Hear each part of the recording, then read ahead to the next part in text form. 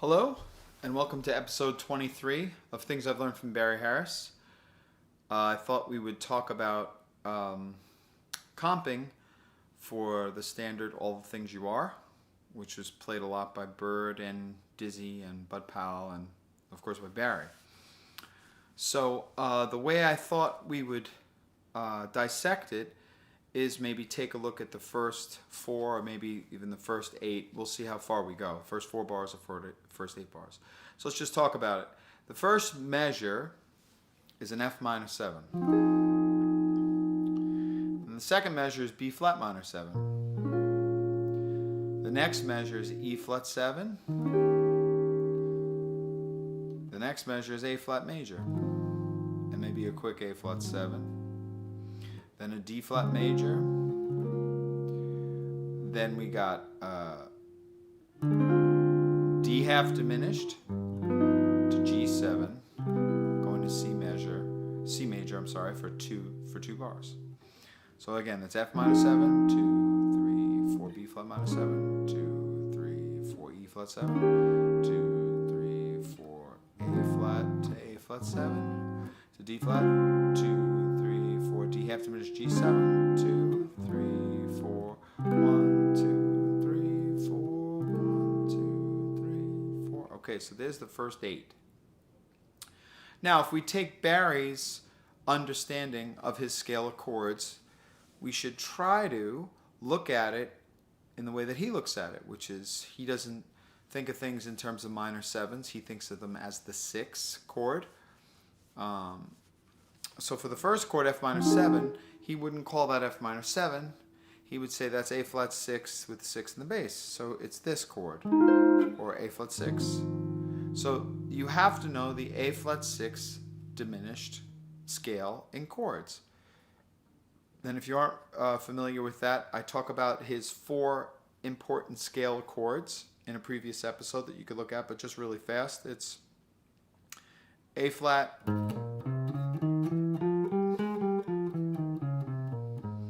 that's the scale. So it's basically an A flat major scale, but with an extra note, which is that flat 6. And when you do that, what it comes up with is now you just have a 6 chord and a diminished. And then just inversions of those two things. Another 6, another diminished, 6, diminished, 6, diminished, back to 6 again. Now for this lesson, for the point of this lesson, maybe we'll just look at drop 2s. And drop 2s again for guitar is just basically 4 consecutive strings. So we'll use either the 6th, 5th, 4th, and 3rd together, the 5th, 4th, 3rd, and 2nd together, or the 4th, 3rd, 2nd, and 1st together. So now let's take a look at the first part where you have a full measure of F minor 7. So you can play, here's your scale of chords. That's a nice little movement. So we'll try it. 1, 2, 1, 2, 3, and 1 to B flat minor 7. But we can do that, or we can maybe, another idea might be to start on a diminished. So here's the diminished above it, here's the diminished below it. So let's start on a diminished and let's listen to what that sounds like. 1, 2, 1, 2, 3, 4.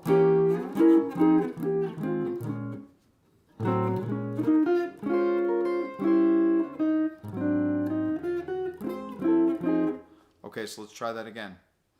Using a diminished. 1, 2, 1, 2, 3, 4.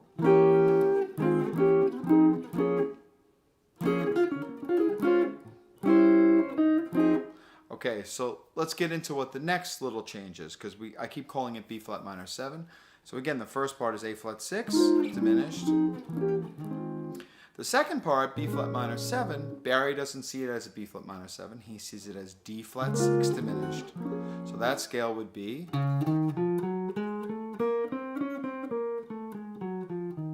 which is like a D flat major scale, except with a flat 6 added, which gives you either a D flat 6 inversion or a diminished. So it's either D flat 6 or E flat diminished the whole way. That's all it's going to be. So now we have to learn how to run F minor 6, A flat 6 into D flat 6, which we've kind of done before, but let's just take a look at all the different places where it connects. Let's take a look at the first F minor 7. The closest D flat 6 to this A flat 6 is this one. So let's see what that sounds like. 1, 2, 3, 4. There we go. F minor 7 into B flat minor 7. Let's try a different one. Let's say that time I used a diminished in between. I used a different diminished to get in between because, as you can see, A flat 6 to D flat 6 has these two notes in common, and the only thing that moves. So that's a nice little movement that you can even play in there. So let's try that again. 1, 2, 3, 4.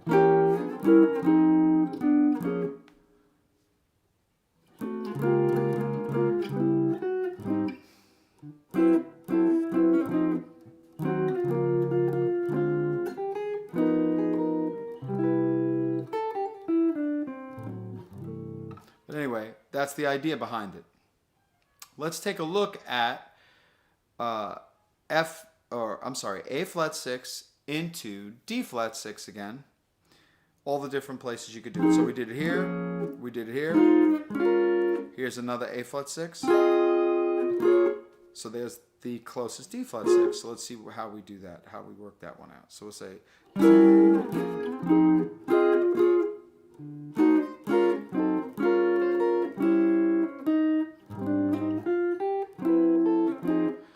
okay, so now let's take a look at even a different thing, which is once we play the D flat 6 for the B flat minor 7, the next chord is E flat 7. Now we can play as a tritone substitute of the E flat 7. We can play the minor 6, which is a half step above the dominant chord. So in this case, instead of E flat 7, we can play E minor 6 diminished. So now we have to think of quick ways to get to D flat 6 into E minor 6. And obviously when you do E minor 6, it's basically making the E flat 7 a flat 9 with a raised 5. So it works nicely.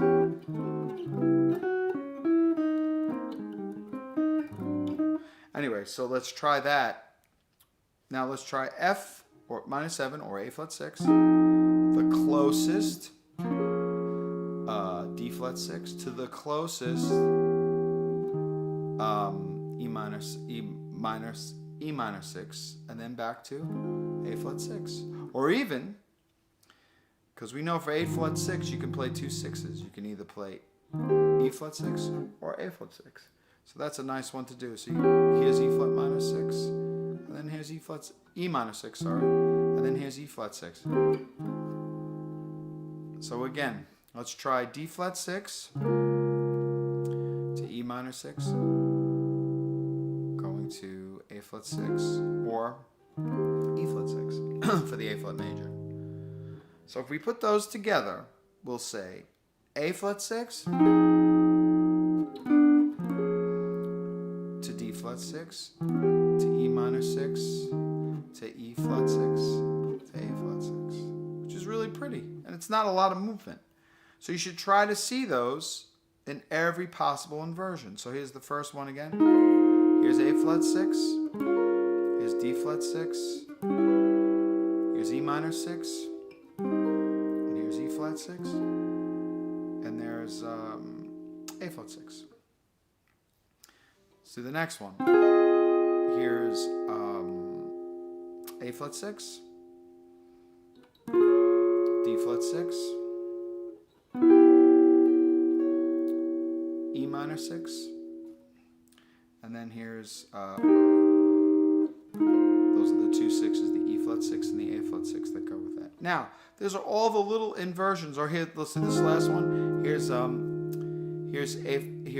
flat 6, and here's D flat flat 6. Here's E minor 6. And then here is that E flat 6. And then there's the A flat 6 again. So you see all these little things that you should be able to do from one chord to the next that you have to be able to see just in the first part. And I didn't even mess with when it goes to A flat. It sometimes does a quick A flat 7, in which case you can also use like an A minor 6 to get to D flat 6 again when it goes to the 4 chord there. So let's just practice a few little things on them. Like I said, sometimes you could start right on the diminished, so let's do that. 1, 2, 3.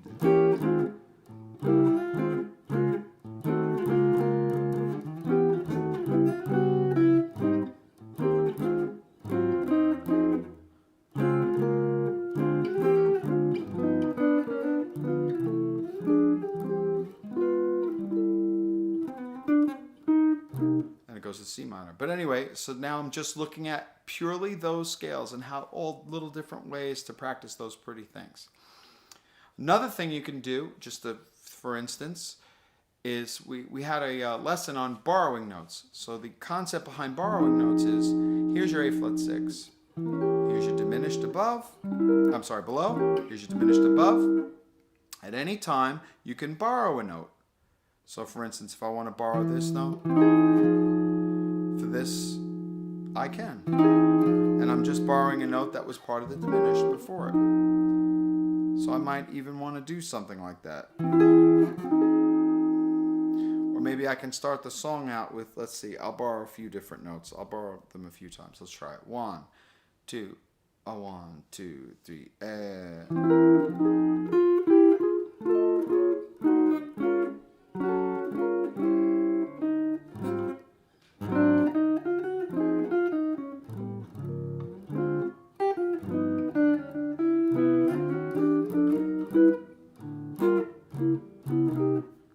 So that's another thing you can think of while you're comping. And again, these are just things to practice. You can put your metronome on and say, let me see if I know all of my A flat 6 running into D flat 6. Let me see if I know all of my D flat 6 running into E minor 6. And there are other variations too, like we could have done D flat 6 into just a regular E flat 7. Diminished, or an E flat 7 flat 5, which is another one of his scalar chords that you can practice too, that you have to learn how to be able to do things with.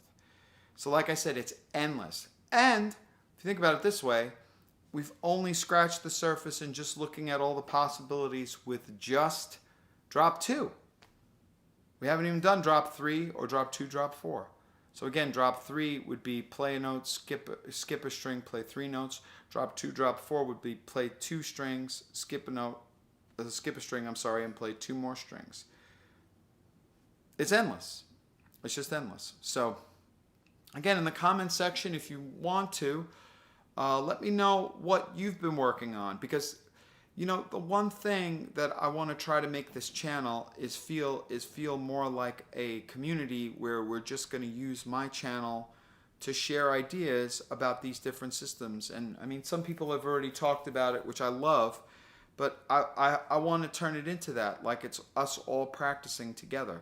Because really, when you go to Barry's class, that's always the way I feel about it. When Barry starts to show us something, and then you feel like you're a part of something and everybody's working on similar things, but everybody has their individual ideas, and he's so free and easy about it, and he's so willing to listen to everybody's ideas about it, that it makes it really feel like we're a community and we're all looking at the same purpose, which is to try to become better musicians. Because that's really all it is. And the one thing I feel about Barry is the reason that he is such a master is because he's constantly searching for new ways. Still, to this day, he's still searching for new ways. So anyway, it's something to keep in mind.